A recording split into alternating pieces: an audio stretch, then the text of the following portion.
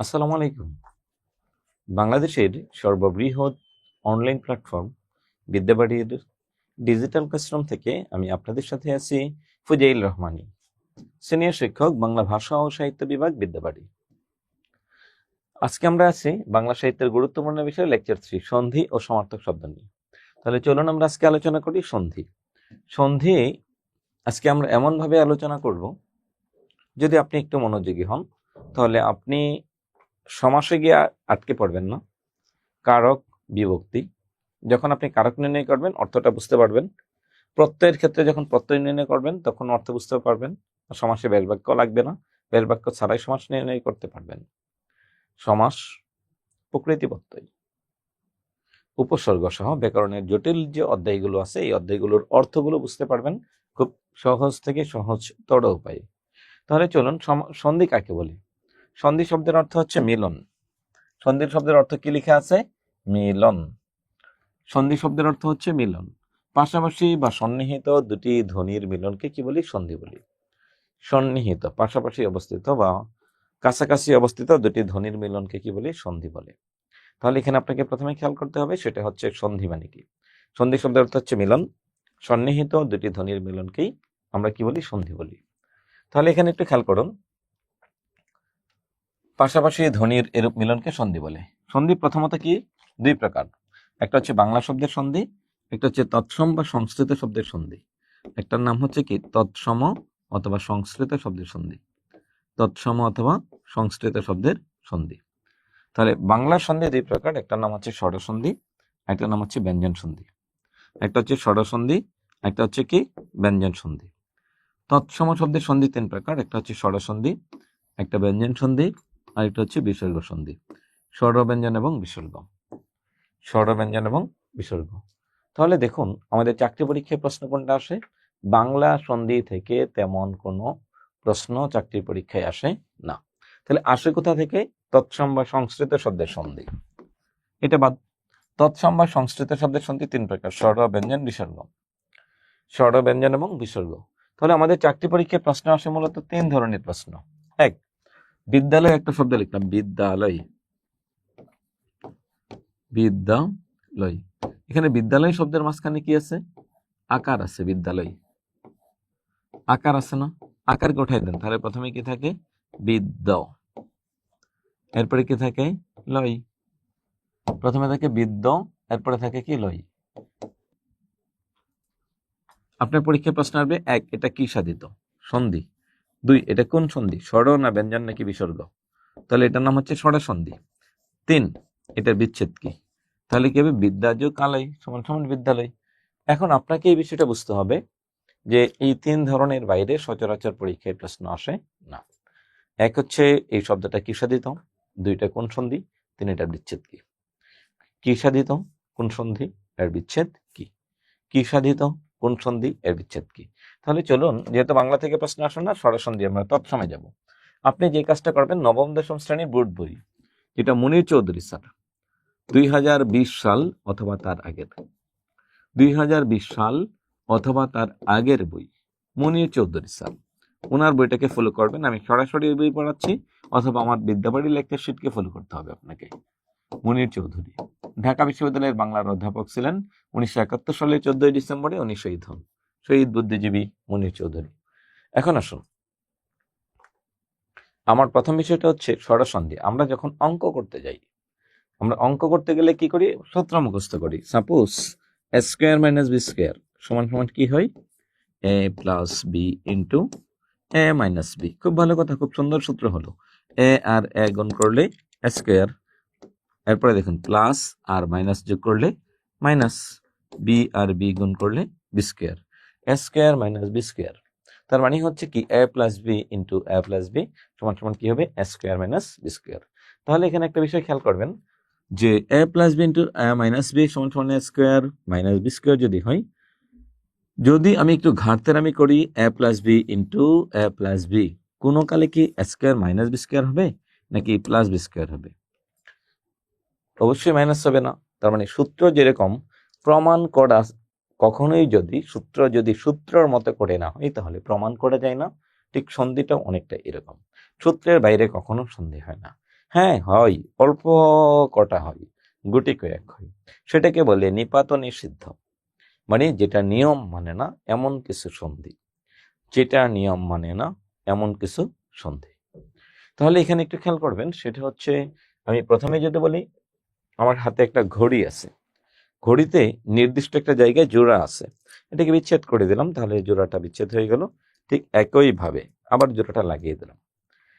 তাহলে সন্ধি মানে কি, দুটি স্বাধীন শব্দ ছিল, জোড়া লাগিয়েছিলাম।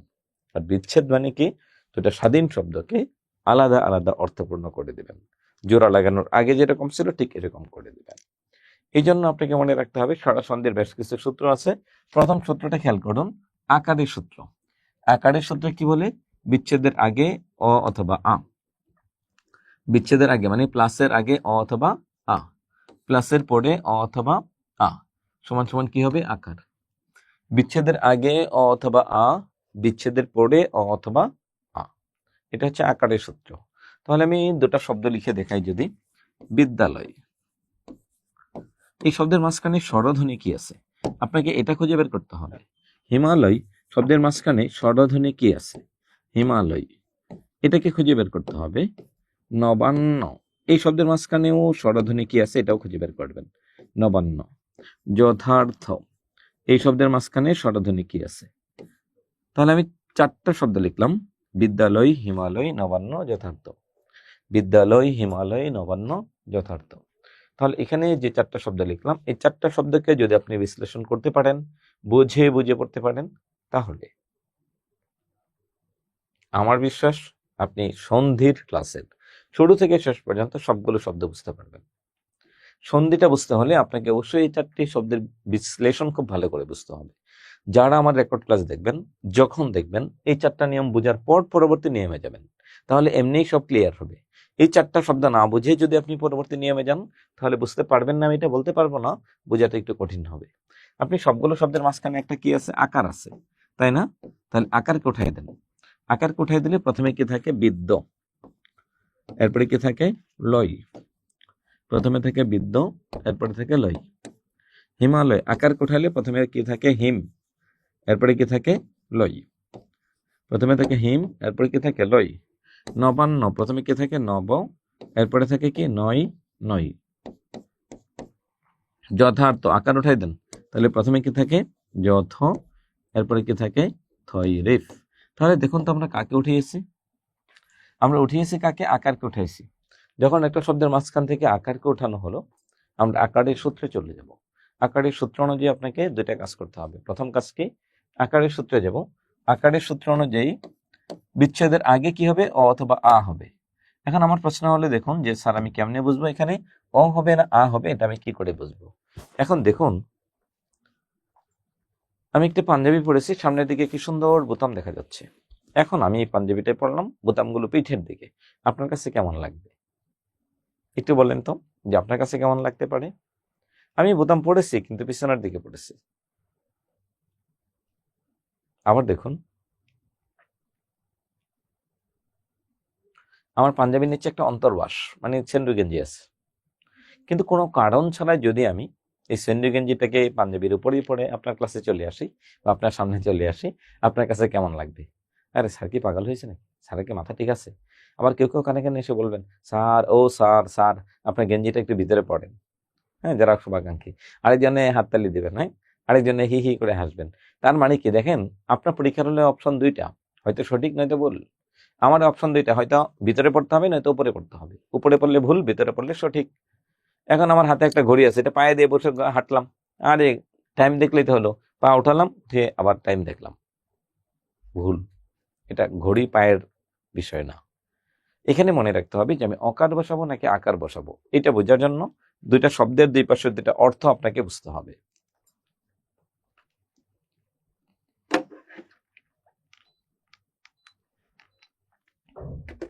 দুপাশের দুটো অর্থ বুঝতে হবে আপনাকে। প্রথম কথা হচ্ছে এটা, যদি অর্থ বুঝতে পারেন তাহলে পরবর্তীটা এমনি বুঝতে পারবেন। তাহলে মূল শব্দটা আমার এখানে কি দাঁড়ায় দেখুন তো, অ নাকি আ, বিদ্য নাকি বিদ্যা, বিদ্যা আ। এরপরে অ আ দুইটাই দেওয়া যায়, আমি ইচ্ছা করে অ দিলাম, কিন্তু অলয়ের কোনো অর্থ নাই, কি দিতে হবে, আ দিতে হবে। আলয় মানে ঘর। এরপরে আবার যান, হিম নাকি হিমা, মূল শব্দটা হিম, অর্থ হচ্ছে ঠান্ডা। এরপরে অলয় বা আলয়, অলয় দিলে কোনো অর্থ মিলে না, কি দিতে হবে? আলয় দিতে হবে। নব, অ আ, কোনটা দিলে অর্থ মিলে? নব, অ, নব, অ, অ আ। এখান থেকে আবার আপনি দুইটা দিতে পারবেন, অ পারবেন, আ পারবেন। আপনার কাজ হচ্ছে কোনটা দিলে অর্থ মিলে সেটা খেয়াল করতে হবে। অন্ন মানে খাবার, নব মানে নতুন, অন্ন মানে খাবার। নতুন খাবারের উৎসবকে আমরা কি বলি? নবান্ন। মূল শব্দ কি? যথ নাকি যথা? যথা একটা অব্যয়। এরপরে অ আ দুটাই দেবেন, কোনটা দিলে অর্থ মিলে? অ দিলে অর্থ মিলে। যথাযুগ অর্থ, যথাযুগ অর্থ। তাহলে এখানে একটা শব্দকে খেয়াল করতে হবে, একটা বিষয় আপনাকে মাথায় রাখতে হবে, সেটা হচ্ছে কি? বিদ্যালয় একটা স্বাধীন শব্দ হচ্ছে বিদ্যা মানে জ্ঞান, আলয় মানে হচ্ছে ঘর। আলয় অর্থই ঘর। হিম এর আগে বসালে হিমালয় মানে ঠান্ডার ঘর, পতিতা বসালে পতিতালয়, দেব বসালে দেবালয়, বিদ্যা বসালে বিদ্যালয়। আলয় স্বাধীন শব্দ, আপনি তাকে তাকে যার সাথে বসাবেন তাকে নিয়ে এসে শব্দ গঠন করবে। তাহলে নবমণি নতুন, অন্ন মানে খাবার, দুটাকে মিলিয়ে হয়েছে নবান্ন মানে নতুন খাবারের উৎসব। যথা মানে সঠিক, অর্থ মানে অর্থ। যথার্থ শব্দের অর্থ হচ্ছে ঠিক অর্থ অথবা সঠিক অর্থ। তাহলে দেখুন তো, আ আ অ অ, দুইটা অ দুইটা আ, আ আ অ অ। তার মানে কখন অ হবে আর কখন আ হবে আমি জানি না, আমাকে এটা জানা প্রয়োজনও নেই।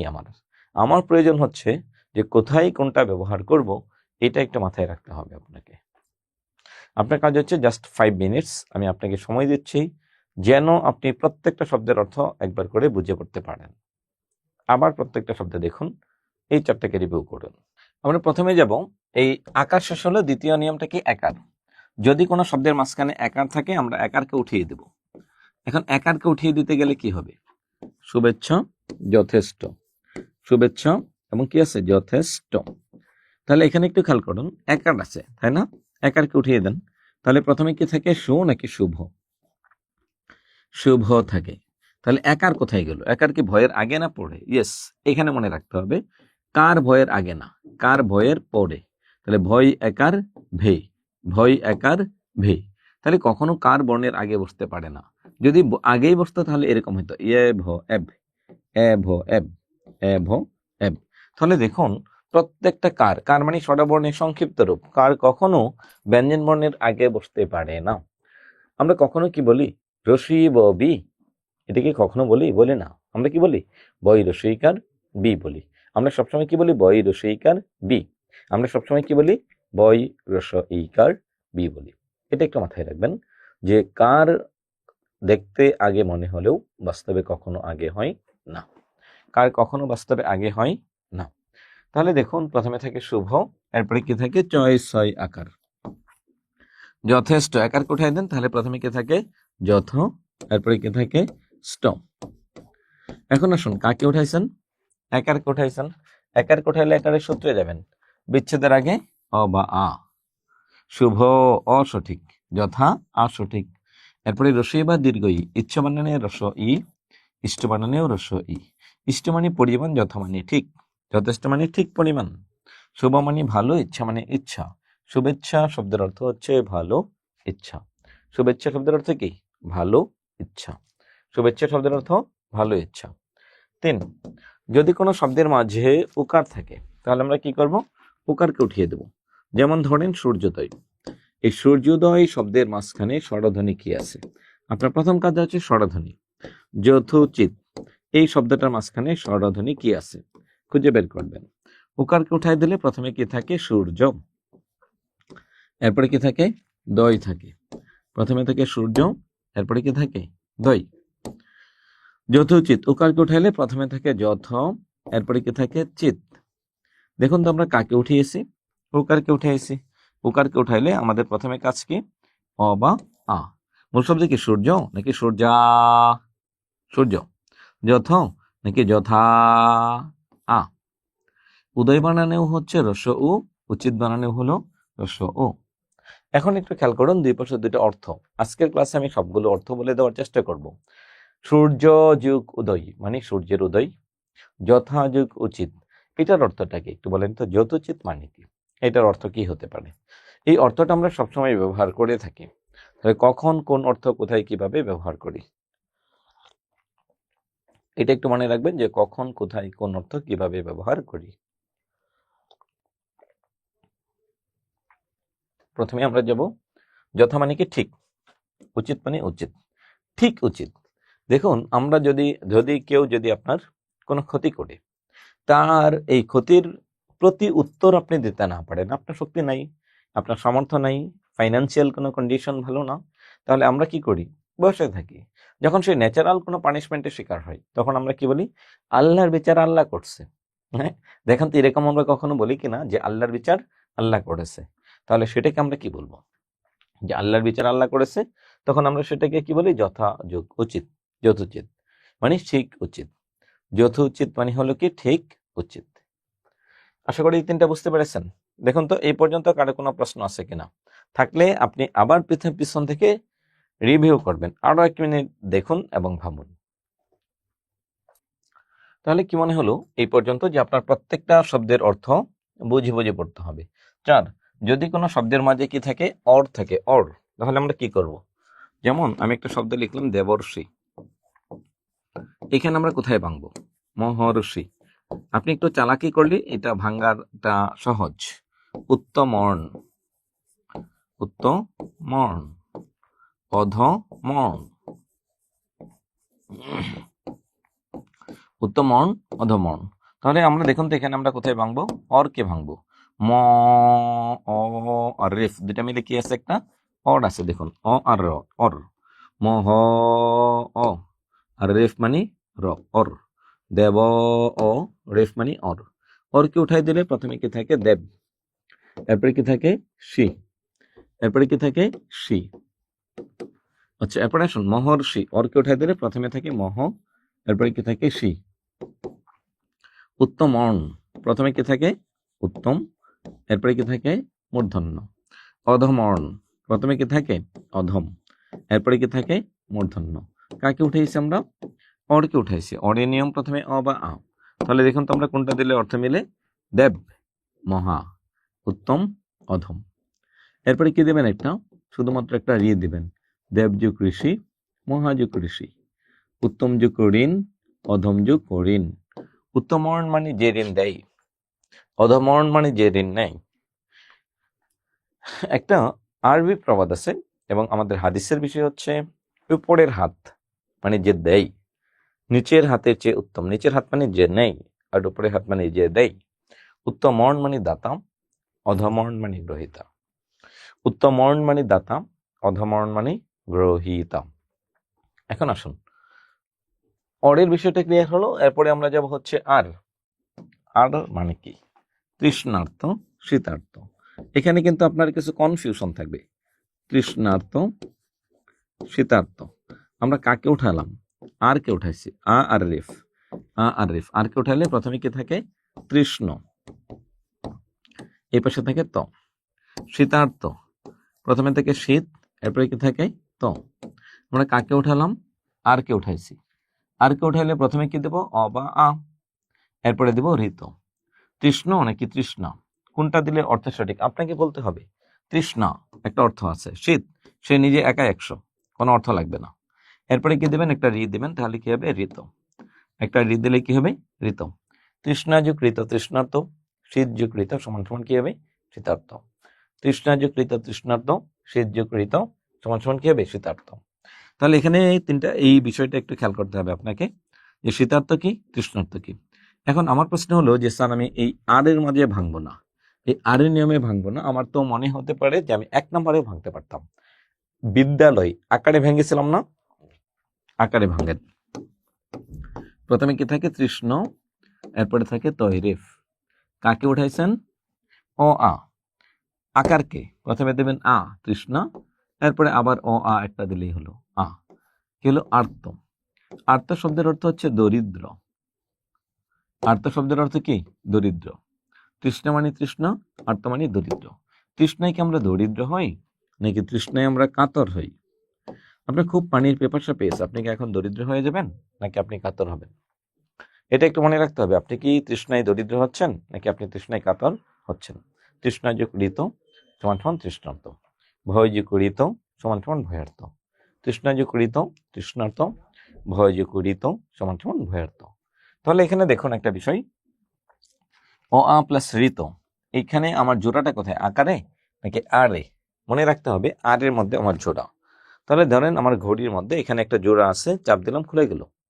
কিন্তু ধরেন আপনি এটা দেখার পরেও আপনি এখানে চিন্তা করলেন, স্যার এখানে আপনি ধরেন, এখানে আমি ধরি, দিলাম টান দুইজনে মিলে, হেইও খুলে যাবে কিন্তু কোনো কাজে আসবে না, কখনোই কোনো কাজে আসবে না। এটা একটু মনে রাখবেন। তাহলে দেখুন, তৃষ্ণাযু কৃত, তৃষ্ণায় কাতর, শীতযু কৃত, শীতে কাতর, ক্ষুধাযু কৃত, ক্ষুধাই কাতর, পিপাসাযু কৃত, পিপাসাই কাতর, ভয়যু কৃত, ভয়ার্থ মানে ভয়ে কাতর। এখন ধরেন আপনার সামনে একটা সাপ আসলো, রাসেল ভাইপার, পাড়া দিয়েছেন। পাড়া দেওয়ার পর যেটা হবে, ভয়ে কি করবেন? ভয়ে আপনি কাতর হবেন নাকি দরিদ্র হবেন? স্যার ভয়ে শেষ, আমার ধন সম্পদ টাকা পয়সা সব শেষ। বিষয় ঠিক এরকম? এরকম না। তাহলে আমার জোড়াটা কোথায়? আড়ের মাঝে। আপনার জোড়াটা খেয়াল করতে হবে। দুই নম্বরে কি আছে? ঐকার। যদি কোনো শব্দের মাঝে ঐকার থাকে, আমরা কি করব? ঐকারকে উঠাই দেব। জনৈক, জনৈক, মতৈক্য, মতৈক্য। জনৈক মানে কোনো একজন, মতৈক্য মানে মতৈক্য। ঐকারকে উঠাই দেন, তাহলে প্রথমে কি থাকে? জন, এরপরে কি থাকে? ক। মতৈক্য, প্রথমে কি থাকে? মত, এরপরে কি থাকে? কয়ে জ ফলা। তাহলে বলুন তো আমরা কাকে উঠালাম? ঐকে উঠাইছি। ঐকে উঠালে বিচ্ছেদের আগে কি দেব? অ বা আ। কোনটা দিলে অর্থে মিলে আপনার মতে? জন মানে একজন, মত মানে মত। জনৈক্য বলতে এ বা ওই, আমার দুইটা থেকে একটা দিতে হবে। তাহলে কি হবে? জনযোগ এক। মতৈক্য শব্দের অর্থ হচ্ছে মত যোগ ঐক্য, মানে সবাই মিলে একটা ডিসিশনে আসলেন, আমাকে এবার নিবন্ধনে একটা চাকরি পেতেই হবে, নিবন্ধনে একটা চাকরি আমাকে পেতেই হবে, এটার নাম হচ্ছে জনৈক্য। মতৈক্য মানে হচ্ছে মতের ঐক্য বা মতের মিল।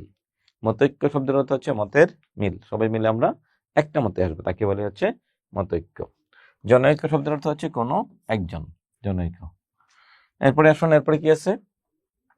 ও, পরমৌষধ, পরমৌষধ, পরমৌষধ। ঔকারকে উঠাই দেন, তাহলে দেখেন থেকে থাকে প্রথমে পরম, এরপরে কি থাকে? সদ। আমরা কাকে উঠালাম? পরম। ঔকারকে উঠাইছি। ঔকারকে উঠাইলে আমাদের প্রথম কাজ কি? অ আ দিতে হবে। পরম অ দিলে সঠিক, এরপরে ও ও, ও দিলে সঠিক। পরম যুগ ঔষধ। দুই পাশের দুটো অর্থ খেয়াল করবেন। এরপরে কি আছে? দীর্ঘই জফলা। আমি দুটো শব্দ লিখলাম, অতীত, পরীক্ষা, অতীত, পরীক্ষা। এই দুইটা শব্দের মাঝখানে কি আছে? দীর্ঘ ইকার, উঠাই দেন। তাহলে প্রথমে কি থাকে? অত, এরপরে কি থাকে? ত। পরীক্ষা, প্রথমে কি থাকে? পর, এরপরে কি থাকে? খা। কাকে উঠাইলাম বলেন তো? আমরা কাকে উঠিয়েছি? আমরা উঠিয়েছি হচ্ছে রসি বা দীর্ঘই, রসি, রসি। অতি বানানে রসিকার, পরিবানানে রসিকার, দুইটা উপসর্গ। এরপরে রসি বা দীর্ঘই, ইত বানানে রস ই, ইক্ষা বানানে দীর্ঘই। শতকরা 2-3-4% শব্দ পাবেন যেখানে দীর্ঘ ই ব্যবহার করতে হবে। সেটা মুখস্থ রাখবেন যে কোথায় কোথায় দীর্ঘ ই ব্যবহার করতে হয়, অথবা সংস্কৃত শব্দের কোন কোন নিয়মে দীর্ঘ ই এর ব্যবহার রয়েছে, এটা একটু মাথায় রাখবেন। পরিযোগ ইক্ষা, এ পর্যন্ত না হয় বুঝলাম। তাহলে 9 নম্বর নিয়মটা পড়েন তো। জফলা, জফলা নিয়মটা কি? ইত্যাদি নদ্যম্ব। জফলাকে উঠাইলে প্রথমে কি থাকে? এই তো, এরপরে কি থাকে? আদি, ইতো আদি। নদ্যম্বু, জফলাকে উঠাইলে প্রথমে কি থাকে? নদ, এরপরে কি থাকে? ময়ে ব ফলা রসকার। এখন আমরা কাকে উঠালাম বলেন তো? কাকে উঠাইছি?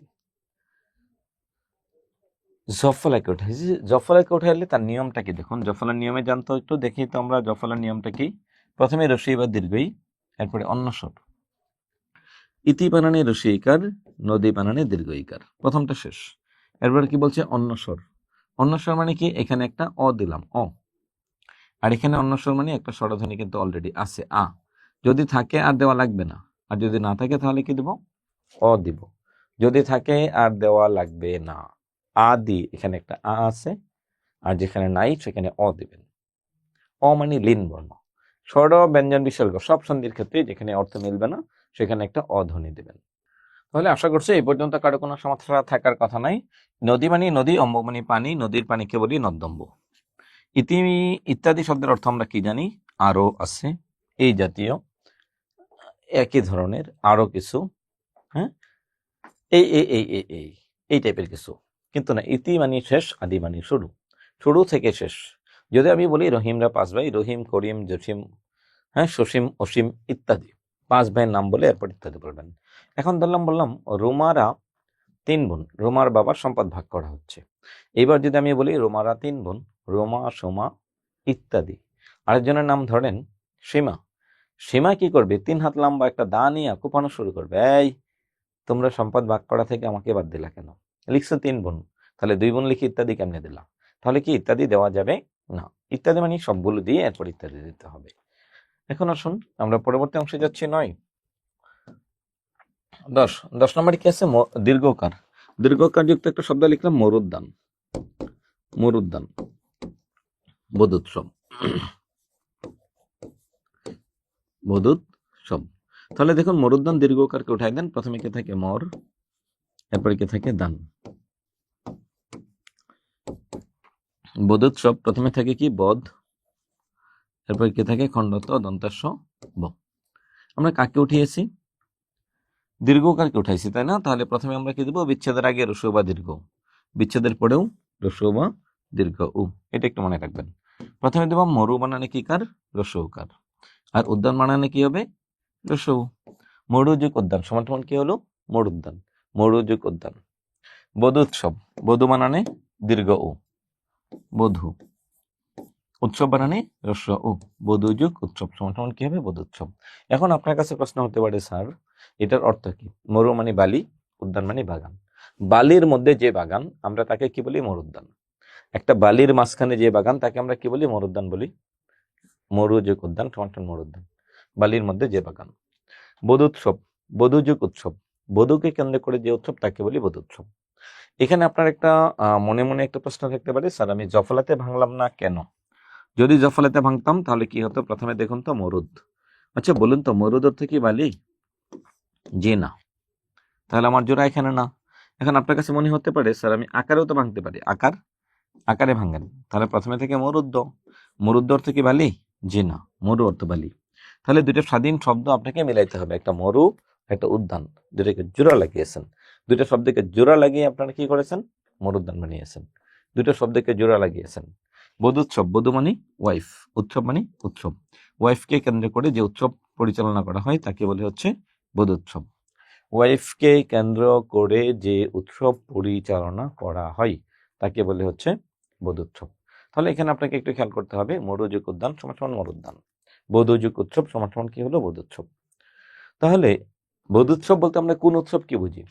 আমরা সচরাচর আপনার কাছে মনে হতে পারে বিয়ের আগের দিন অথবা বিয়ের পরের দিন, এরকম কিছু একটা। জি না, বধূৎসব মানে হচ্ছে বধূকে কেন্দ্র করে যে উৎসব আমরা পালন করে থাকি সেটাই হচ্ছে বধূৎসব। যেমন ধরেন আপনি বিয়ে করেছেন 1 বছর পরে, অ্যানিভার্সারি, তাই তো? এখন আপনি অ্যানিভার্সারিতে ঘর সাজালেন বেলুন দিয়ে, অথবা হচ্ছে আপনি কেক কাটলেন। এখন এটা দেখে আপনার দাদা চিন্তা করলো, হাই হাই আমি তো বিয়ে করছিলাম 50 বছর আগে, 50 বছর আগে তো বেলুন ছিল না ঘর সাজানোর মতো, আবার 50 বছর আগে এত সুন্দর কেকও কাটা যেত না। হাই, তোর সম্পদের চাইতে আমার সম্পদ কি কম আছে নাকি? তাহলে এক কাজ কর, কালকে আমার বিয়ের 50তম বার্ষিক অথবা 60তম বার্ষিক অথবা 70তম বার্ষিক, যেটাই ধরেন না কেন, এই কেক আন, বেলুন আন, এটাকে ঘর সাজাইলেন। আপনার দাদা আপনার দাদুকে নিয়ে একটা উৎসব পালন করলো, সেটার নাম বধূ উৎসব। তার মানে বধূকে কেন্দ্র করে যে উৎসব যে কোনো দিন হতে পারে সেটার নামই হচ্ছে কি? বধূ উৎসব। এই অর্থটা আপনাকে খেয়াল করতে হবে, তাহলে আপনার কখনো ভুল হওয়ার সম্ভাবনা থাকবে না। তাহলে দেখুন আমরা বফলাতে যাচ্ছি। পশ্চধম, পশ্চধম। মনন্তর, বফলাকে উঠান, বফলাকে উঠাইলে প্রথমে কি থাকবে? মন, এরপরে কি থাকবে? দন্তান নয় তৈ র। পশ্চদম, বফলাকে উঠাইলে প্রথমে কি থাকে? পশ, এরপরে কি থাকে? ধম। কাকে উঠাইলাম? বফলাকে। বফলাকে উঠাইলে আমার কাজ কি? প্রথমে রস্য বা দীর্ঘ উ, মনু বানানে রসৌকার, পশু বানানে রসৌকার। এরপরে অন্য স্বর, দেখেন তো কিছু আছে নাই, না থাকলে বলছিলাম একটা কৌশল আছে, অ দিবেন। অ ছাড়া অন্য কোনো কিছু দিলে অর্থ হবে না। অধম মানে নিকৃষ্ট, পশু মানে পশু, পশুর চেয়ে যে নিকৃষ্ট আমরা তাকে বলি পশ্চাধম। মনু মানে মানুষ, হিন্দু ধর্মে মানুষ, মানুষের আদি পিতার নাম হচ্ছে মনু। ইসলাম ধর্মে আমরা যাকে আদম বলি, হিন্দু ধর্মে তাকে মনু বলে। ইসলামে আমরা যদি বলি আপনার আদি পিতার নাম কি, তাহলে হচ্ছে আদম মুসলিম হলে, আর হিন্দু হলে মনু। অন্তর মানে মৃত্যু, মনুর মৃত্যুকে বলে মনন্তর। তাহলে যদি বলি ইতিহাসে দুইটা বিখ্যাত মনন্তর হয়েছিল, 1770 বা 1176 সালে, আরেকটা হয়েছিল 1350 অথবা 1943 খ্রিস্টাব্দে। 50-এর মনন্তর, একটা হচ্ছে 76-এর মনন্তর। এই হচ্ছে আমাদের বেসিক নিয়ম। এরপরে দেখুন তো 12, 13, 14, 15 এই নিয়মটা কিছুটা বুঝেন কিনা একটু দেখার চেষ্টা করুন যে এটা কি বলছে। যদি কোনো শব্দের মধ্যে অই থাকে বা আই থাকে, তার বিচ্ছেদের আগে হবে শুধু ওই। আগে বলতাম এ বা ওই, এখন শুধু ওই, বিচ্ছেদের পরে অন্য স্বর। অব থাকলে প্রথমে হবে উ, অন্য স্বর। আব থাকলে প্রথমে হবে ঔ, অন্য স্বর। ওই থাকলে প্রথমে হবে এ, এরপরে অন্য স্বর। এ ওই উ ও কারের পর যদি ভিন্ন কোনো স্বরধ্বনি থাকে, এ ওই উ ও কারের পরে যদি কোনো ভিন্ন স্বরধ্বনি থাকে, তবে তাকে বলে হচ্ছে কি ওই আই অব আব। সাপোজ ধরেন আমি একটা শব্দ লিখলাম নায়ক, এই শব্দের মাঝখানে কি আছে, একটা আই আছে, চড়াইয়া আর অন্তস্ন আই আই আই আই আই আই কেটে দিলাম সাদা কালি দিয়ে, তাহলে যেন সহজে বুঝতে পারেন। চড়াইয়া আর অন্তস্ন আই আছে, আইকে আপনি উঠাই দিবেন। আইকে উঠাই দিলে প্রথমে কি থাকে ন, তারপরে কি থাকে ক। আইকে উঠাইলে, তাহলে প্রথমে আইকে উঠাইলে প্রথমে কি দিতে হবে ঐকার, নই যোগ অক নায়ক, নই যোগ অক নায়ক। তাহলে দেখুন তো পাবকের সন্ধি বিচ্ছেদ কি হবে, মাঝখানে কি আছে আব আছে, সরে আব আব। আবকে যদি আমি উঠাই দেই তাহলে কি করবেন, আবের সূত্রে চলে যাবেন। এখানে কিন্তু আবের সূত্র লিখে আছে। আবের সূত্র কি, প্রথমে ঔকার পৌ যোগ কিছু নাই, অন্য স্বর মানে অ। কিন্তু যদি আমি লিখি এখানে ভাবুক, আমি যদি এখানে লিখি ভাবুক, তাহলে এখানে আমাকে কি করতে হবে, এখানে একটা আব আছে, আপকে উঠাই দেন। আপকে উঠাই দিলে আমার এখানে কি থাকবে ভ, ভয়ের সাথে কি দিবেন ঔকার ভৌ। এরপরে কি দিবেন এই রসুকারটা উঠাই দিবেন, রসুকারটা উঠাই দিয়ে কি দিবেন উ। এই রসুকার যেটা নিচে ছিল এই রসুকারটা এখানে উপরে বসাইছেন, তাহলে কি হলো বউ যোগ ওক। এখানে কিছু ছিল না তাই অ দিয়েছেন, আর এখানে একটা রসু ছিল, তাহলে রসু উ হয়েছে। তাহলে রসুটা এই রসুকারটা পূর্ণরূপ নিয়ে বসছে, রসুকারটা কি হয়েছে পূর্ণরূপ নিয়ে বসেছে, ভৌ যোগ ওক, ভৌ যোগ ওক। তাহলে এখানেই মূল বিষয়টা মনে রাখতে হবে যে শব্দের বিচ্ছেদটা কি। তাহলে আই বুঝলাম, অব বুঝলাম। লবণ যদি আমি লিখি লবণ, লব ল অ আর ব লব অব অব অব অব। যদি কোনো শব্দের মাঝখানে অব থাকে তাহলে আমার কাজ কি, প্রথমে উকার দিবেন, এরপরে অন্য স্বর। যদি কোনো শব্দের মধ্যে অয় থাকে, অয় নয়ন নয়ন নয়ন নয়ন, কি আছে অয় আছে, ন অ আর অন্তস্ন অয়। অয়কে উঠাই দিলে কি করতে হবে, অয়কে উঠাই দেন। নয় অয়কে উঠাইলে প্রথমে কি দিবেন একার দিবেন নে, এরপরে কি দিবেন অন্য স্বর, নে যোগ অন সমান সমান নয়ন, নে যোগ অন সমান সমান কি হবে নয়ন। তাহলে প্রিয় শিক্ষার্থীবৃন্দ, আপনারা আশা করি এই পর্যন্ত সবগুলো বুঝতে পেরেছেন। যদি কোনোটার অর্থ বুঝতে না পারেন তাহলে আপনাকে ডিকশনারিটা একটু খুঁজে বের করতে হবে, বাংলা থেকে বাংলা অভিধানটা খুঁজে বের করবেন, তাহলে এক্ষেত্রে আপনার জন্য অনেকটাই সহজ থেকে সহজতর হয়ে যাবে। এটা একটু মাথায় রাখবেন, সহজ থেকে সহজতর হবে। তাহলে আমরা পরবর্তীতে যাচ্ছি, বেশ কিছু শব্দ আছে, এগুলো হচ্ছে নিপাত নিষিদ্ধ, স্বরসন্ধি। মনে রাখার কৌশল, দুইবার রিডিং পড়েন, রিডিং পড়ার সময় দিচ্ছি। আশা করি এ পর্যন্ত পড়েছেন, তাহলে এগুলো আপনাকে মুখস্থ রাখতে হবে, যেহেতু আমি সবগুলো নিয়ম পড়িয়েছি। এখন আমরা যাব ব্যঞ্জন সন্ধি। দেখুন ব্যঞ্জন সন্ধিগুলো আমি এভাবে লিখে রাখলাম কেন, এই ব্যঞ্জন সন্ধিটা পড়ার আগে আপনি 9, 10 বোর্ড বই অথবা আমাদের লেকচার শিট, এটা সবগুলো নিয়ম একবার করে রিভিউ পড়তে হবে। রিভিউ মানে দেখে দেখে একবার পড়ে ফেলবেন, বুঝতে হবে না, না বুঝলেও চলবে। রিডিং যেটাকে বলি, দেখে দেখে পড়বেন, পড়লে আপনার মাথার মধ্যে ঢুকে যাবে, যেটা মুখস্থ করা সম্ভব না। এটা বুঝতে হবে। তাহলে আমাদের দেখুন এখানে কিছু সূত্র লেখা আছে, যেটা বোর্ড বইয়ের সূত্রগুলো ত দয়ের পর চ স থাকলে এটা হয়, প ফ এর পরে ব ব থাকলে এটা হয়। এরকম বেশ কিছু নিয়ম আছে যেটা খুবই বিটখুটে, মনে রাখা দুর্দান্ত কঠিন। সেক্ষেত্রে আমরা কি করতে পারি, এটা এখানে আলোচনা আছে। দেখুন এটার বাইরে গিয়ে আমরা কিছু শব্দ শিখবো। বাইরে গিয়ে যেমন বর্গীয় তৃতীয় বর্ণ সমান বর্গীয় প্রথম বর্ণ এক। যদি কোনো শব্দের মধ্যে বর্গীয় তৃতীয় বর্ণ থাকে তাহলে আমরা বর্গীয় তৃতীয় বর্ণকে উঠিয়ে বর্গীয় প্রথম বর্ণ বসাবো। দুই, একই বর্ণ ডাবল হলে তার প্রথম অংশকে উঠিয়ে খণ্ডত অথবা দ বসাবো। যদি কোনো শব্দের মাঝে নাসিক্য বর্ণ থাকে তাহলে নাসিক্য বর্ণকে উঠিয়ে ম বসাবো। অনুস্বার থাকলে অনুস্বারকে উঠিয়ে ম বসাবো। চয় চয় বা চয়সে থাকলে চ কে উঠিয়ে খণ্ডত অথবা দ দিব। চয় চয় বা চয়সে থাকলে চ সমান খণ্ডত অথবা দ, স সমান তালিবাস সম। যদি কোনো শব্দের মাঝে চয় চয় বা চয়সে থাকে প্রথম চকে উঠিয়ে দিতে হবে। আগে এই কয়টা নিয়ম ভালো করে বোঝার চেষ্টা করুন। দেখুন তো প্রথম নিয়মটা কি বলেছিল, বর্গীয় তৃতীয় বর্ণ সমান বর্গীয় প্রথম বর্ণ। প্রিয় শিক্ষার্থী বন্ধুরা, বর্গীয় বর্ণগুলো কি কি একটু খেয়াল করুন। ক, চ, ট, ত, প প্রথম বর্ণ। ক খ গ, চ ছ জ, ট ঠ ড, ত থ দ, প ফ ব, অ ই ন ন ম। এগুলো হচ্ছে নাসিক্য বর্ণ। নাসিক্য কেন? এই বর্ণগুলো উচ্চারণের সময় নাক দিয়ে বাতাস বের হয়। এগুলো হচ্ছে তৃতীয় বর্ণ আর এগুলো হচ্ছে প্রথম বর্ণ। বর্গীয় প্রথম, বর্গীয় তৃতীয়, নাসিক্য। বর্গীয় প্রথম, বর্গীয় তৃতীয়, নাসিক্য বর্ণ। তাহলে এখানে একটা বিষয় আপনাকে খেয়াল করতে হবে, বর্গীয় তৃতীয় বর্ণ থাকলে আমরা কি করব, বর্গীয় প্রথম বর্ণ দেব। যেমন দিগন্ত, নিযন্ত, এরপরে হচ্ছে বাগধারা। তিনটা শব্দ লিখলাম। আপনার কাজ কি দেখুন তো, তৃতীয় বর্ণ গ আছে উঠাই দেন, এক পাশে দি আর এক পাশে নয়তই। নিযন্ত এক পাশে নি আর এক পাশে নয়তই। বাগধারা এক পাশে বা আর এক পাশে ধারা। কাকে উঠালাম আমরা? বর্গীয় তৃতীয় বর্ণকে উঠাইছি। আচ্ছা দেখুন এবার বর্গীয় তৃতীয় বর্ণকে যদি আমরা উঠাই তাহলে গ বর্গের প্রথম বর্ণ কি? ক। জ বর্গের প্রথম বর্ণ চ। গ বর্গের প্রথম বর্ণ ক। দেখুন পাশে লেখা আছে। যদি বর্গীয় তৃতীয় বর্ণ থাকে তাহলে বর্গীয় তৃতীয় বর্ণকে উঠিয়ে বর্গীয় প্রথম বর্ণ বসাবো। বসালাম, ভালো কথা। কিন্তু এখানে একটা বিষয় খেয়াল করুন, এই পাশে অর্থ নাই। অর্থ না থাকলে একটা করে লিন বর্ণ দেবেন। দিক যুগ অন্ত দিকের শেষ, নিচ যুগ অন্ত নিচের শেষ। ব্যঞ্জন সন্ধির ক্ষেত্রে প্রথম অংশের নিচে অবশ্যই হর্ষন্ত চিহ্ন দিতে হবে। শেষ।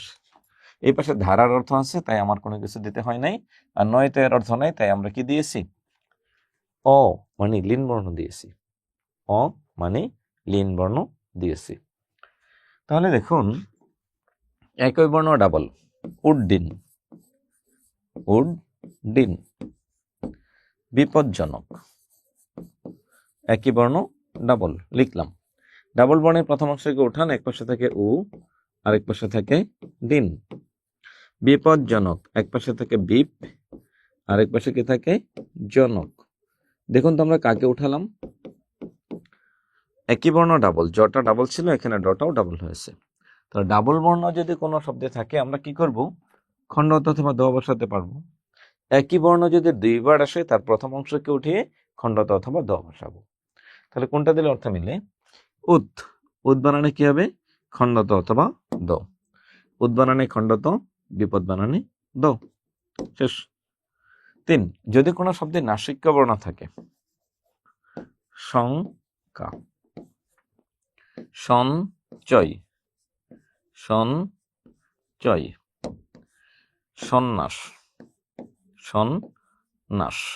তাহলে আমরা দেখুন তো এখানে কি কাজ করেছি, নাসিক্য বর্ণ আছে, নাসিক্য বর্ণ উঠালাম, স কা, স চয়, স নাস। তাহলে দেখুন তো আমরা কাকে উঠালাম? এখানে নাসিক্য বর্ণকে উঠেছি। নাসিক্য বর্ণ কোনগুলো? অ, ইয়, ন, ন, ম। এখানেই খেয়াল করুন, নাসিক্য বর্ণকে উঠানোর পর আমাকে কি করতে হবে? নাসিক্য বর্ণ এর পরিবর্তে ম বসাতে হবে। তাহলে আপনার প্রথম কাজ কি? ম বসাবেন। ম ম ম। নাসিক্য বর্ণ এর পরিবর্তে কি বসাবেন? ম বসাবেন। নাসিক্য বর্ণ এর পরিবর্তে ম বসাবেন। নাসিক্য বর্ণ এর পরিবর্তে কি বসাবেন? ম।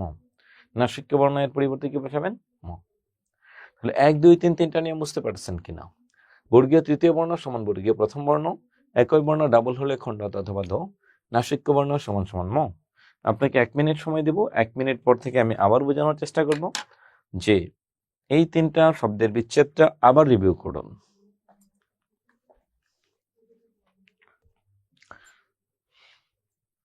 তাহলে এতক্ষণ পর্যন্ত আমরা যতটুকু পড়লাম যে 1 2 3 তিনটা নিয়ম শেষ করেছি। তাহলে চলুন 4 নম্বর নিয়মে কি আছে আমরা একটু দেখি, পর্যালোচনা করি। 4, যদি কোনো শব্দে অনুসার থাকে, অনুসারকে উঠাই দেব। সংসার অথবা সংলাপ, দুইটা শব্দ লিখলাম, সংলাপ আর এটা হচ্ছে সংসার। সংসার এবং সংলাপ, অনুসার আছে উঠিয়ে দেন, তাহলে এক পাশে থেকে স আরেক পাশে থাকে লাভ, এক পাশে থাকে স আরেক পাশে কি থাকে সার। কাকে উঠালাম? অনুসারকে উঠাইছি, অনুসারের পরিবর্তে কি দেব? ম। তাহলে দেব সমযোগ লাভ, সমযোগ সার, সংলাপ এবং সংসার। তাহলে এখানে দুইটা বিষয় খেয়াল করতে হবে, যদি কোনো শব্দের মাঝে অনুসার থাকে অনুসারকে উঠিয়ে ম বসাতে হবে। অনুসার থাকে তাহলে অনুসারকে উঠিয়ে কি বসাবো? ম বসাবো। যদি কোনো শব্দে মাঝে অনুসার থাকে অনুসারকে উঠিয়ে কি বসাবো? ম বসাবো। এর পরবর্তী অংশে আসুন। তাহলে এর পরবর্তী অংশে কি আছে? চয় চয় এবং চয় ছয়, তিনটা নিয়মে একটু পড়তে থাকুন। দেখুন যে চয় চয় এবং চয় ছয় কখন আমরা কোন নিয়মটা ফলো করব।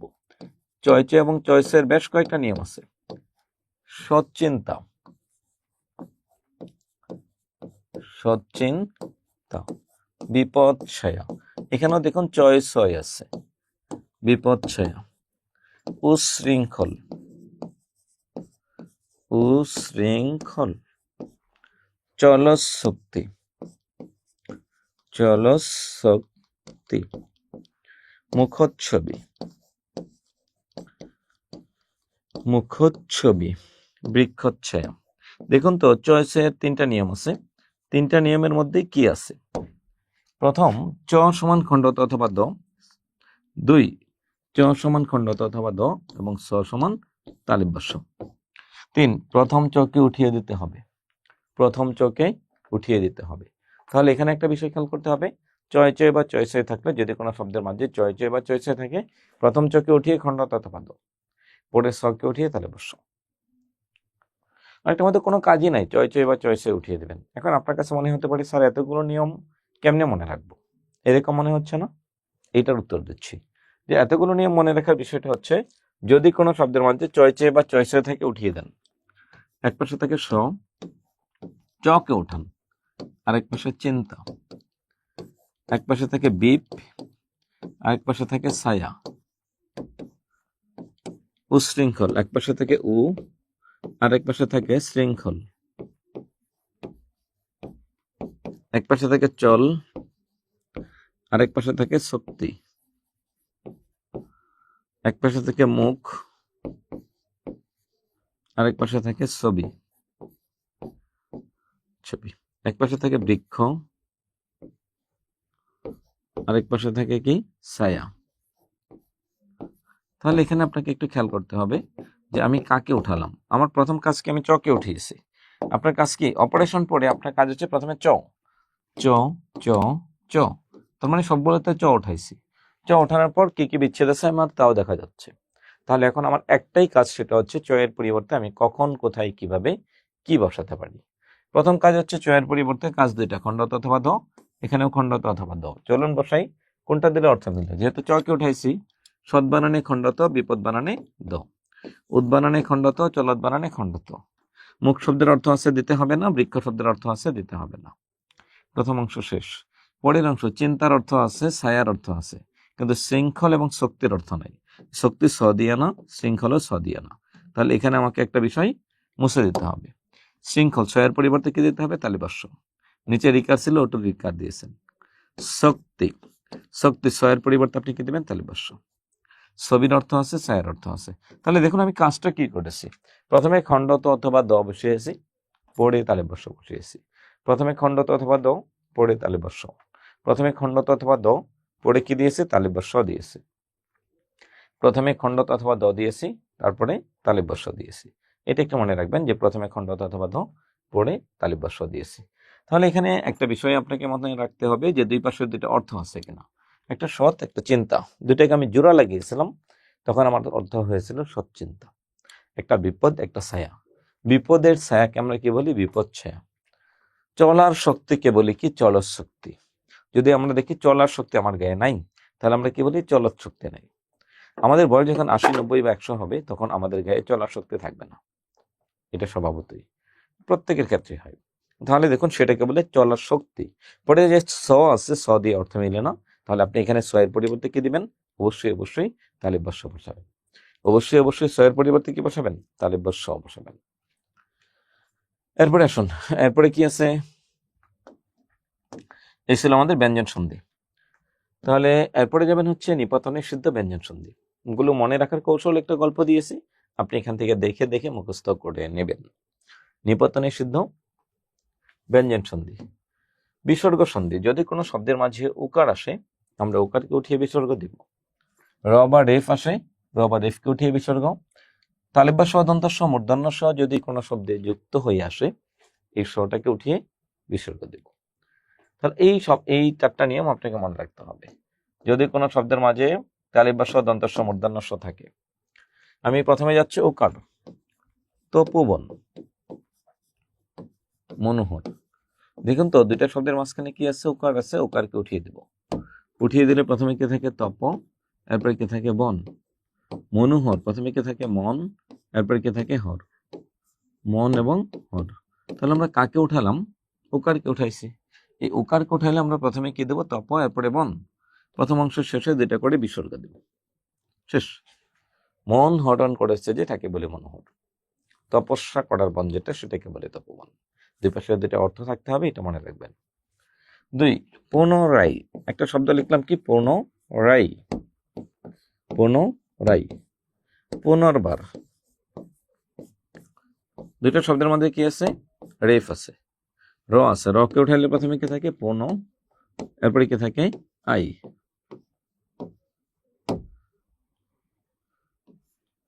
পুনর্বার। রেফকে যদি উঠে, আমাদের প্রথমে কি থাকে? পুন, এরপরে কি থাকে? বার থাকে। একটাতে পুন, একটাতে কি থাকে? বার। তাহলে দেখুন তো, আমরা কাকে উঠালাম? আমরা উঠিয়েছি হচ্ছে র কে, আর এখানে হচ্ছে রেফকে। র বা রেফের পরিবর্তে আমরা কি দেবো? 2টা করে বিসর্গ দিয়ে দেবো। পুনঃ বিসর্গ যোগ বার, পুনঃ বিসর্গ যোগ আই। পুনঃ বিসর্গ যোগ বার, পুনঃ বিসর্গ যোগ আই। পুনর্বার, পুনরায়, পুনর্বার, পুনরায়। তাহলে এখানে একটা বিষয় খেয়াল করতে হবে। 4, 3। 3 কি আছে? তালিব বর্ষ, দন্ত স, মূর্ধন্য স। যদি কোনো শব্দে থাকে নিশ্চয়ই, নিষ্ঠুর, নিশ্চয়ই, নিষ্ঠুর, নিস্তার। 3টা শব্দ লিখলাম। নিস্তার। 3টা শব্দের মধ্যে তালিব বর্ষ, মূর্ধন্য স, দন্ত স আছে না? এই 3টাকে উঠিয়ে দেন। তাহলে এক পাশে নি, নি, নি। চই, ঠুর, ঠুর, তার। আমরা কাকে উঠালাম? দেখুন তো, এখানে তালিব স, দন্ত স, মূর্ধন্য স, 3টা বর্ণযুক্ত 3টা শব্দ লিখলাম। যত শব্দ আছে তালিব স, দন্ত স, মূর্ধন্য স যুক্ত যত শব্দ আছে বাংলায়, এই শব্দগুলোকে আমরা কি করলাম? উঠিয়ে দিলাম। উঠিয়ে দেওয়ার পরে কি হলো? এরকম বিচ্ছেদ আছে। প্রথম অংশের শেষে কি করে দেব? বিসর্গ দেব। প্রথম অংশের শেষে কি দেব? বিসর্গ দেব। 4, দীর্ঘ ইকার। যদি কোনো শব্দের মাঝখানে দীর্ঘ ইকার থাকে, নি, বার, নি, রব বা নি, রস। দীর্ঘ ইকারকে উঠালে প্রথমে থেকে ন, বার, ন, রস। আমরা কাকে উঠালাম? দীর্ঘ ইকারকে উঠিয়েছি। দীর্ঘ ইকারকে উঠাইলে আমাদের প্রথম অংশ শেষে কি দিতে হবে? বিসর্গ দিতে হবে। দিলাম বিসর্গ। তাহলে আমাদের কাজ কি এখন? দীর্ঘ ইকারের পরিবর্তে একটা করে রস্য ইকার দিব। নি বিসর্গ যোগ বার, নি বিসর্গ যোগ রস। নি বিসর্গ যোগ বার, নি বিসর্গ যোগ রস। প্রিয় শিক্ষার্থীবৃন্দ, তাহলে আমি আশাবাদী যে আপনারা এতক্ষণ যারা মনোযোগ দিয়ে রেকর্ড ক্লাস দেখতেছেন, আশা করি আপনাদের কোথাও কোনো ত্রুটি থাকার কথা নয়। যদি থাকে এখানে দেখুন, রস্যইকারটা একটা অতিরিক্ত দিয়েছি। যদি থাকে তাহলে সেটার জন্য আমাদের লাইভ ক্লাসগুলোতে যুক্ত হবেন অথবা আমাদের বিদ্যাবাড়ি লেকচার শিট ফলো করবেন। আপনার কাজ হচ্ছে সন্ধির ক্ষেত্রে বাংলা থেকে বাংলা ডিকশনারি যেটা অভিধান, এই অভিধানটা সাথে রাখার চেষ্টা করবেন অথবা মোবাইলে একটা অ্যাপস রাখবেন, সেটা হচ্ছে বাংলা থেকে বাংলা অভিধান।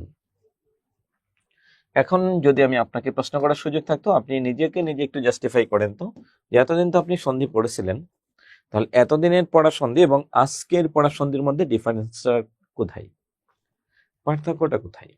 এতক্ষণ আমরা হয়তো মুখস্থ করতাম, আজকে আমরা মুখস্থ করিনি, আজকে আমরা নিয়মগুলো বুঝে বুঝে পড়েছি, এটাই মনে রাখবেন। তাহলে চলুন, আমাদের কাজ হচ্ছে কি নিপাত নিষেধে বিসর্গ সন্ধি মনে রাখার কৌশল। এখানে সুন্দর করে গল্প দিয়ে আছে, এটা আপনারা পড়ে নেবেন। সমার্থক শব্দ, দ্বিতীয় অধ্যায় হচ্ছে সমার্থক শব্দ। এটাও হচ্ছে এমন একটা অধ্যায় যেটা হচ্ছে বিরোচন পার্টের অন্তর্ভুক্ত। বিরোচনের কাজকে মুখস্থ করা, বিরোচন, বিরোচনের কাজ মুখস্থ করবেন। সমার্থক, বিপরীত, পারিভাষিক, এক কথাই।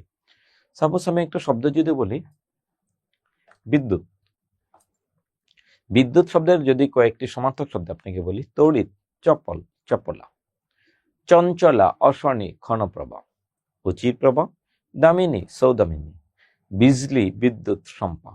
12টা শব্দ বললাম। এখন একটা একটা করে পরীক্ষায় সম্পা শব্দের সমার্থক কি, বিজলি শব্দের সমার্থক কি, প্রভা শব্দের সমার্থক কি আসতে পারে। তো এক্ষেত্রে আপনাকে যেটা করতে হবে, বিগত বছরে আসছে এই প্রশ্নগুলো, বিসিএস, অন্যান্য চাকরি পরীক্ষা এবং নিবন্ধন। আপনি যে গাইড বই ফলো করেন, এমপি3, অগ্রদূত, ওরাকল বা অন্যান্য যে গাইড বইগুলো আছে বাজারে প্রচলিত, এই গাইড বইগুলোকে ফলো করার চেষ্টা করবেন।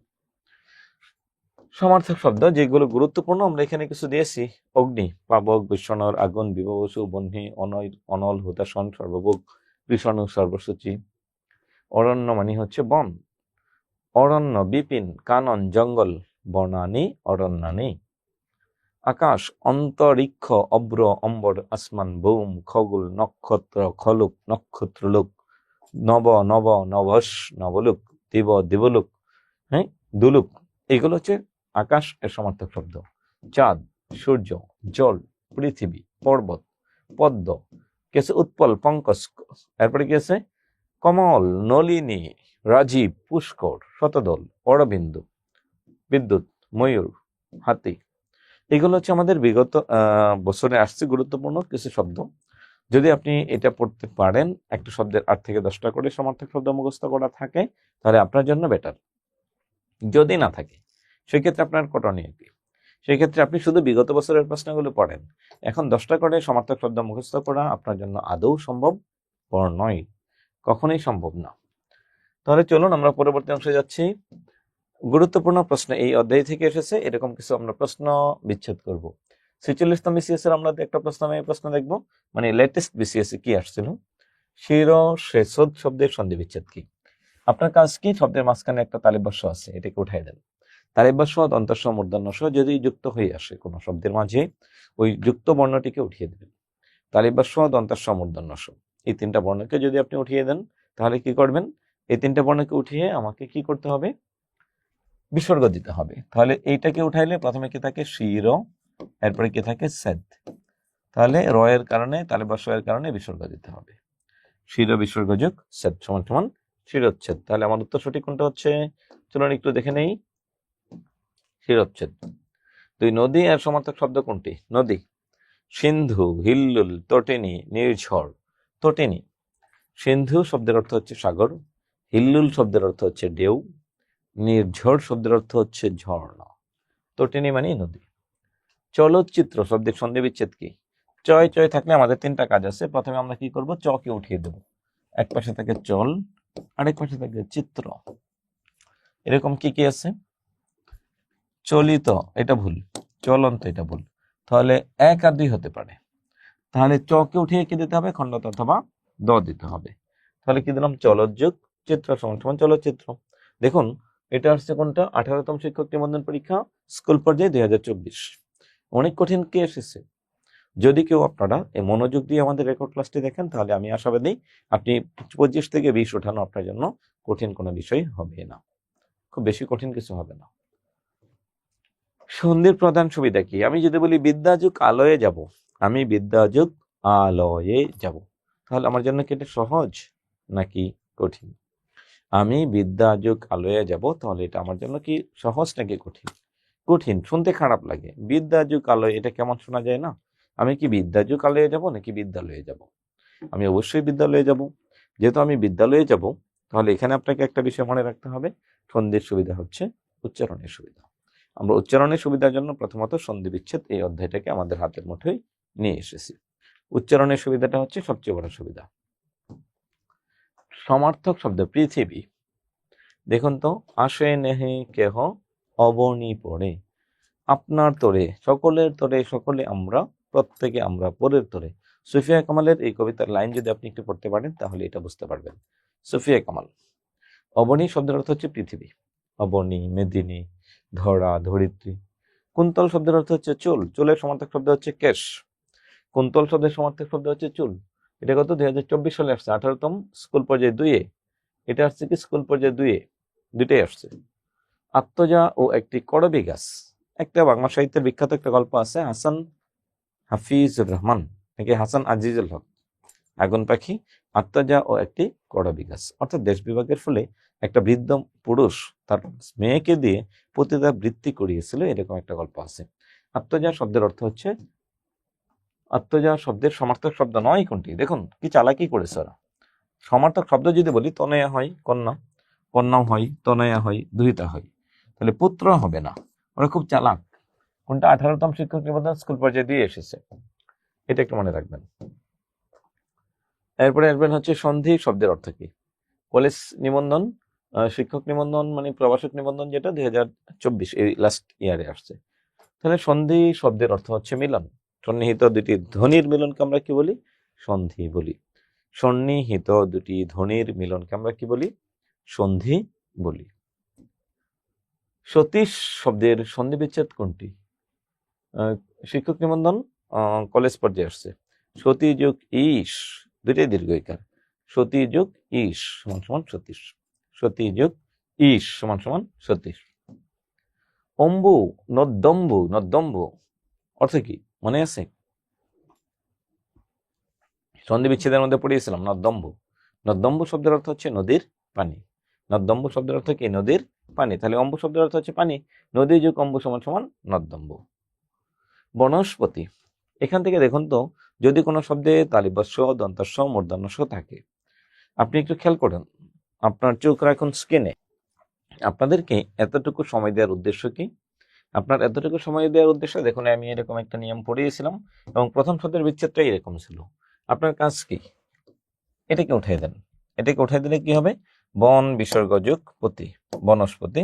তাহলে কি হবে? বন বিসর্গ যোগ পতি। দেখুন তো আমাদের প্রথম নিয়ম এবং এই নিয়মটার মধ্যে ডিফারেন্সটা কোথায়? বনস্পতি নিষ্ঠুর, নিস্তার, শির যোগ শেষদ, শির শেষদ, এরকম একটা শব্দ ছিল। তালিবস্য, দন্তস্য, মূর্ধন্যস্য কোনো শব্দ থাকলে আমরা তাদেরকে উঠিয়ে দেব। উঠিয়ে দিয়ে আমরা সেখানে কি করব? বিচ্ছেদ করতে দেব। আপনাকে এতটুকু সময় দেওয়ার উদ্দেশ্য, আপনি দেখুন খুঁজে বের করতে পারেন কিনা, এটা হচ্ছে আমার মূল উদ্দেশ্য। নিচের কোনটি পর্বতের সমার্থক শব্দ নয়? এটা একটু মনে রাখতে হবে। শৈল শব্দের অর্থ পর্বত, অদ্রি অর্থ পর্বত, গিরি শব্দের অর্থ পর্বত। নদী শব্দের সমার্থক শব্দ কোনটি? নদী, ধরণী, গৃহিণী, মেদিনী, কল্লোলিনী। তাহলে দেখুন কল্লোলিনী এটা হচ্ছে নদী, মেদিনী পৃথিবী, গৃহিণী মানে যে গৃহে কাজ করে, ধরণী শব্দের অর্থ হচ্ছে পৃথিবী, কল্লোলিনী শব্দের অর্থ হচ্ছে নদী। চতুষ্পদ শব্দের সন্ধি বিচ্ছেদ কি? এই শটাকে উঠিয়ে একটা বিসর্গ দেবেন, চতুর্বিসর্গ যোগ পদ, চতুষ্পদ। 17তম প্রবাসক নিবন্ধন 2022 সালে যে 17তম প্রবাসক নিবন্ধন ছিল এটাতে এসেছে। ঢাকা যোগ ঈশ্বরী সমান সমান কি হয়? দেখুন এখানে খুব একটা চালাকি করেছে। এখানে চাইলে এই এটাকে বাদ দিতে পারতো, আ যোগ ই, অকার কিংবা আকারের পর, দেখুন 17তম প্রবাসক নিবন্ধন আসছে, অকার কিংবা আকারের পর রসই কিংবা দীর্ঘই থাকলে উভয় মিলে এ হয়। এটা হচ্ছে আপনার দরকার। অ প্লাস, এখানে দেখুন আ প্লাস দীর্ঘই, আ প্লাস দীর্ঘই একটাই আছে, তাহলে সহজ অপশন দিয়েছে। তার মানে যারা বুঝে বুঝে পড়বেন তাদের জন্য পরীক্ষার হলটা খুবই আনন্দের বিষয়। যারা বুঝে বুঝে পরীক্ষা দিবেন, পড়বেন, ওনাদের জন্য পরীক্ষার হল খুবই একটা আনন্দের বিষয় থাকবে। আপনার কাছে মনে বাহ, আহ কি মজা, আহ কি মজা। হ্যাঁ প্রিয় 19তম শিক্ষক নিবন্ধন পরীক্ষার্থী প্রার্থীবৃন্দ, আপনি স্কুল পরীক্ষা দেন অথবা কলেজে পরীক্ষা দেন, আপনাকে বাংলা সমানতালে পড়তে হবে অথবা স্কুল 2-তে পরীক্ষা দেন, যেটাতেই পরীক্ষা দেন না কেন আপনার বাংলা 25 নম্বর আসবে। এইটা চিরন্তন, এখান থেকেই 20 ওঠানো আপনার দ্বারা সম্ভব যদি আপনি একটু বুঝিয়ে শুনে পড়েন। আর আমার দৃঢ় বিশ্বাস যে আপনি অবশ্যই, যেহেতু রেকর্ড ক্লাসে যুক্ত হয়েছেন, আপনি নিজে বাসায় পড়তেছেন, এই ক্লাস দেখে আপনি 9-10 বোর্ড বই অথবা আমাদের লেকচার শিট ফলো করেন। যদি ওখানে গিয়ে কোনো সমস্যায় পড়েন আবার এখানে ফিরে আসুন।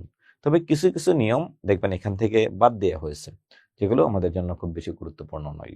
তবে যদি আপনি মনে করেন আমার জানার স্পৃহা বা আগ্রহ অনেক বেশি, তাহলে অবশ্যই সেগুলো পড়ে নেবেন। তবে শেষবারের মতো বলছি, বিগত বছরে আসা বিসিএস এর প্রশ্নগুলো, বিশেষ করে 46তম বিসিএস থেকে মিনিমাম 26তম বিসিএস, এইগুলো বাংলা অংশে সবগুলো প্রশ্ন করতে হবে। কোনটা সাহিত্য, কোনটা মধ্যযুগ, কোনটা প্রাচীন যুগ, কোনটা আধুনিক যুগ, এটা দেখার সময় নেই। আপনাকে এই প্রশ্নগুলো অবশ্যই পড়তে হবে। তাহলে যেটা হবে, প্রায় 50% প্রশ্ন অলরেডি আপনি মুখস্থ কমন পাবেন। এটা মুখস্থ করতেই হবে। আর ব্যাকরণের অংশ মুখস্থ করার কোনো সুযোগ নেই, ব্যাকরণের অংশগুলো বুঝে পড়তে হবে। আমাদের বিদ্যাবাড়ির সাথে যোগাযোগ করতে চাইলে আপনারা আমাদের হটলাইন নাম্বারগুলোতে হোয়াটসঅ্যাপ করতে পারেন। 0189600800 থেকে শুরু করে 815 পর্যন্ত, অথবা আপনারা ঘুরে আসতে পারেন আমাদের ওয়েবসাইট www.bidyabadi.com অথবা fb.com বিদ্যাবাড়ি অথবা youtube.com বিদ্যাবাড়ি থেকে। সবাইকে ধন্যবাদ জানিয়ে আমাদের ক্লাস আজকের মতো শেষ করছি। পরবর্তী ক্লাসে আবার দেখা হবে। সবাই সুস্থ থাকবেন, ভালো থাকবেন। আল্লাহ হাফিজ।